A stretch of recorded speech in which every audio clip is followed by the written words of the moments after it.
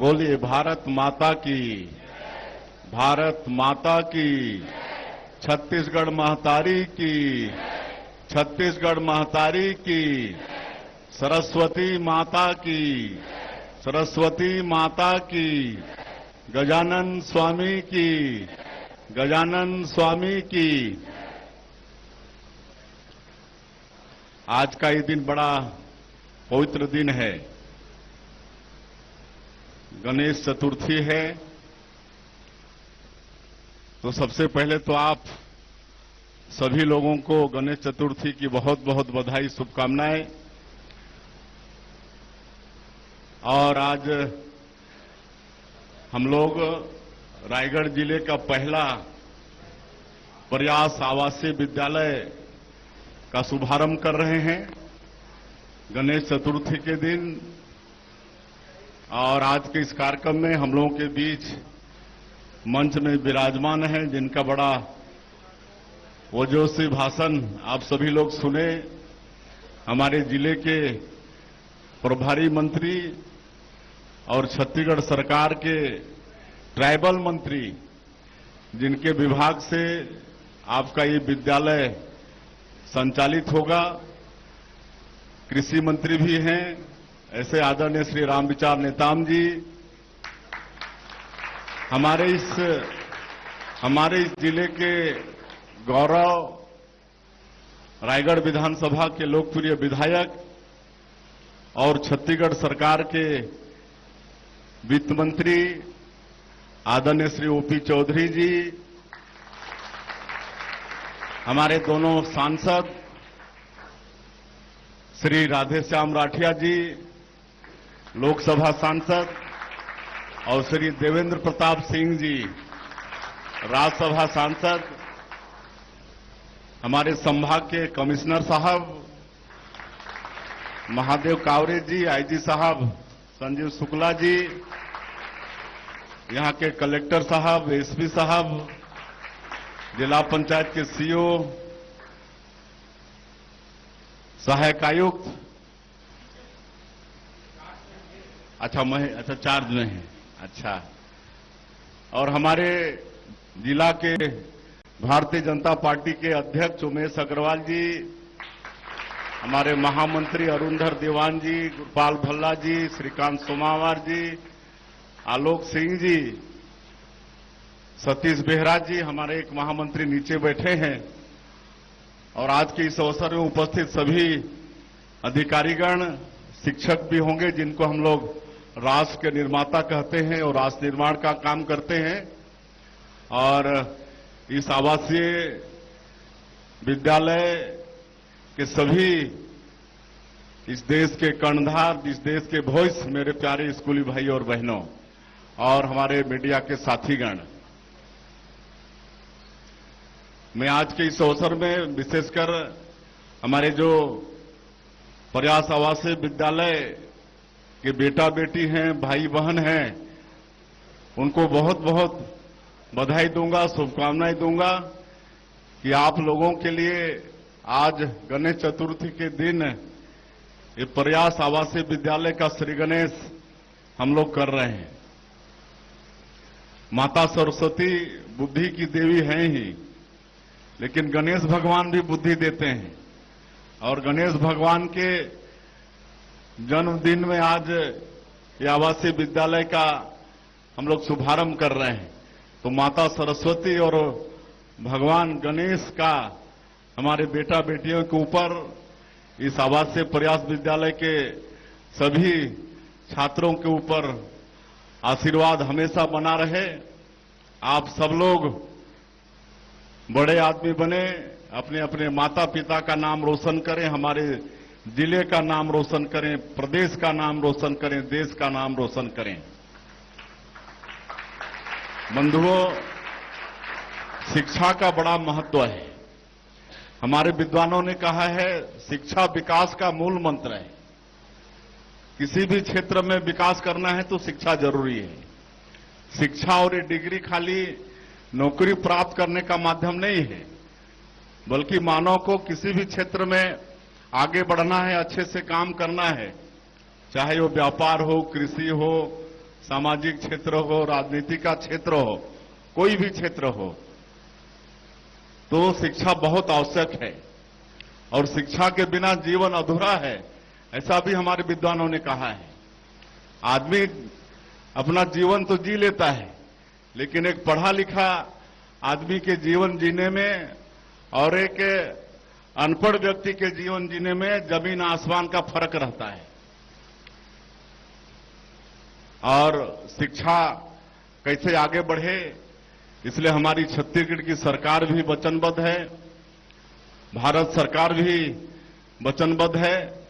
हमारे आदरणीय चौधरी साहब बता रहे थे कि आज ये छत्तीसगढ़ राज्य को बने 24 साल हो गए हैं और 1 नवंबर 2000 को जब हमारा ये छत्तीसगढ़ राज्य अलग हुआ तो शिक्षा के क्षेत्र में कुछ भी नहीं था। छत्तीसगढ़ एक मेडिकल कॉलेज था, लेकिन आज 24 वर्षों में, जिसमें हम ये कह सकते हैं कि हम लोग सरकार में ज्यादा समय में रहे, आज 14 मेडिकल कॉलेज हो गया है।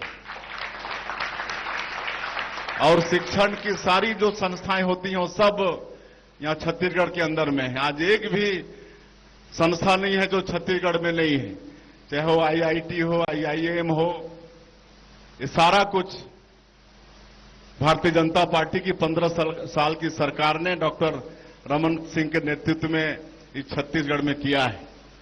ये हमारी सरकार ने शिक्षा को आगे बढ़ाने के लिए किया है। आज हमारे देश के यशस्वी प्रधानमंत्री हैं श्री नरेंद्र मोदी जी, आज वो शिक्षा पर भी जोर दे रहे हैं, नया शिक्षा नीति लाए हैं, नया शिक्षा नीति 2020 लाए हैं। और आप लोगों को मुझे बताते हुए गौरव होता है कि हमारा छत्तीसगढ़ प्रदेश भी नई शिक्षा नीति 2020 को लागू कर दिया है। और ये नई शिक्षा नीति, ये शिक्षा के साथ साथ रोजगार की शिक्षा भी इसमें समावेश है। अब ऐसी शिक्षा दी जाएगी नई शिक्षा नीति में कि डिग्री के साथ साथ रोजगार की भी शिक्षा होगी। अब सबको सरकारी नौकरी तो संभव नहीं है, लेकिन ऐसे पढ़ लिख जाएंगे कि कोई न कोई रोजगार से जुड़ जाएंगे, ऐसी नीति है नई शिक्षा नीति। और 18 भाषा में, लोकल भाषा में स्कूलों में पढ़ाई होगी। ये पढ़ाई शुरू भी हो गई है। बस्तर के क्षेत्रों में गोंडी, हलवा, भतरा, ये सब जो छोटे छोटे क्षेत्रों में बोली जाती है, उन भाषाओं में भी किताब और उसके अनुसार पढ़ाई शुरू हो गई है। अपनी जो भाषा होती है उसमें बच्चा ज्यादा समझता है, तो ये भी नई शिक्षा नीति में है। और आदरणीय हमारे देश के यशस्वी प्रधानमंत्री गरीब क्षेत्रों के लिए PM श्री योजना लागू की है। PM श्री योजना शिक्षा को आगे बढ़ाने के लिए। और आपको ये भी बताते हुए हमको गौरव होता है कि हमारे प्रदेश का 211 स्कूल उसमें शामिल हो चुका है। 211 स्कूल, और एक स्कूल जो PM श्री योजना में शामिल हो गया, उसके लिए सीधा सीधा 2 करोड़ का फंडिंग भारत सरकार से। और वो स्कूल, जैसे आप लोग प्राइवेट स्कूल में जो व्यवस्था रहती है, उस तरह की व्यवस्था वहां पर होगी। स्मार्ट क्लास होगा, भवन अच्छे होंगे, वहां पर बिजली होगा, पानी होगा, सब चीज होगा। और हमको उम्मीद है कि आने वाले समय में और भी स्कूल PM श्री योजना में शामिल होगा और हम लोग एक अच्छा वातावरण बच्चों को छत्तीसगढ़ के अंदर में देने में हम लोग कामयाब होंगे। आज बस्तर यूनिवर्सिटी को इस योजना के तहत 100 करोड़ रुपया मिला है शिक्षा को बढ़ावा देने के लिए।